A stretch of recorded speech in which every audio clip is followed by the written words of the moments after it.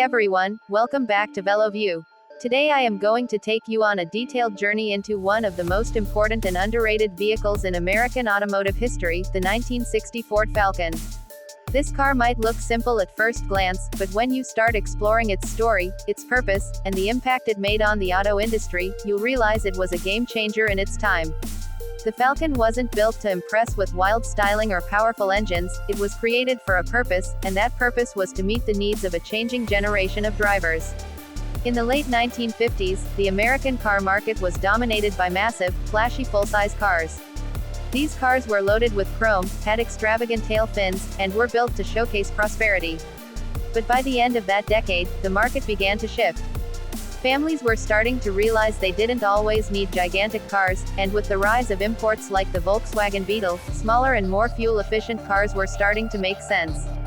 Ford, one of the leading automakers in the world, knew it needed a response to this changing landscape, and that response was the Falcon. The 1960 Ford Falcon was Ford's first true compact car, built to be affordable, practical, and efficient. When you look at the design of the 1960 Falcon, it stands in stark contrast to the over-the-top styling of the 1950s.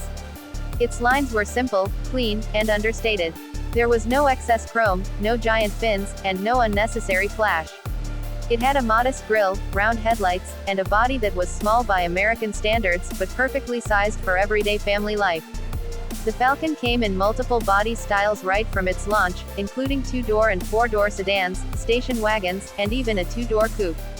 This variety gave buyers options to suit their needs, whether they were young couples looking for a first car or families who needed space for kids and groceries. Under the hood, the Falcon was powered by a modest but reliable engine.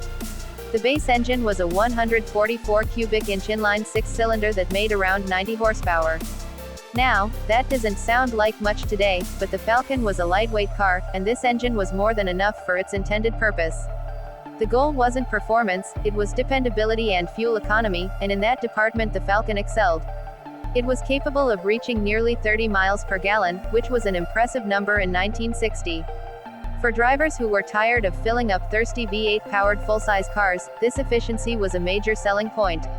The Falcon's transmission options were just as straightforward. Buyers could choose a 3-speed manual transmission, affectionately called the 3 on the tree, because of its column-mounted shifter, or they could opt for a 2-speed Ford O-Matic automatic. Both options were simple, durable, and easy to maintain. Maintenance was one of the Falcon's strongest points.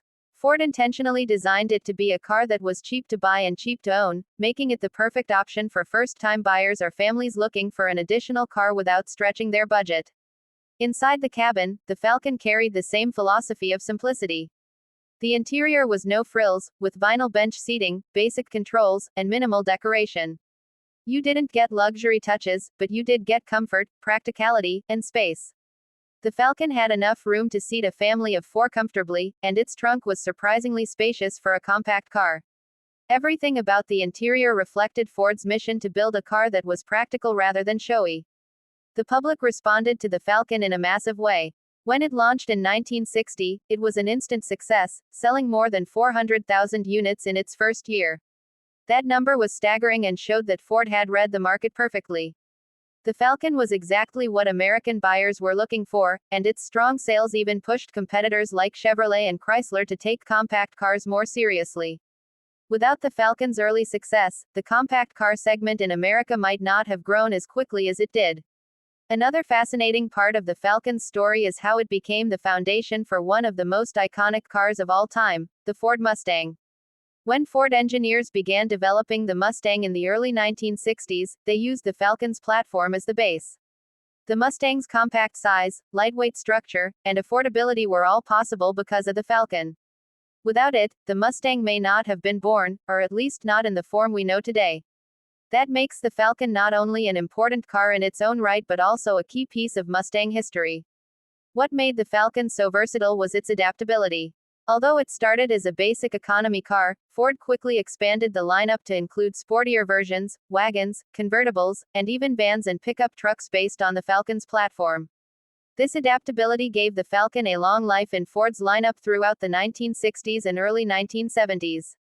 It showed that a simple, well-engineered design could be used in countless ways, from family cars to work vehicles.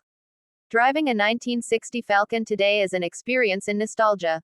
It won't blow you away with speed or luxury, but it gives you a raw and honest driving feel. The steering is light, the controls are simple, and the ride is smooth enough for its size. It reminds you of a time when cars were designed to be functional machines rather than rolling computers. The Falcon's straightforward engineering also makes it a favorite among classic car enthusiasts who want an affordable and easy-to-maintain entry point into the world of vintage vehicles. Because it's sold in such high numbers, parts are relatively easy to find, and restoring one isn't as daunting as some other classics from the same era. When we look at the 1960 Ford Falcon today, we see more than just a compact car. We see a vehicle that represented a cultural shift. It proved that Americans were ready for smaller, more practical cars, and it set the tone for an entire decade of automotive design. It wasn't glamorous like a Thunderbird, and it didn't have the muscle of later Mustangs, but it didn't need to. Its purpose was to be the car that worked for everyone, and in that role, it excelled. It carried millions of families, provided reliable transportation, and left behind a legacy far larger than its modest size would suggest. So the next time you see a 1960 Ford Falcon, don't just see a plain compact car. See it as a pioneer that reshaped the American auto industry.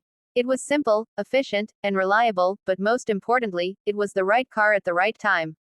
That's why it remains such an important piece of history and a favorite among classic car enthusiasts. Thanks for sticking around for this detailed look at the 1960 Ford Falcon. If you enjoyed this review and want to keep exploring the stories behind classic cars, don't forget to hit that subscribe button and join us here on VeloView for more content.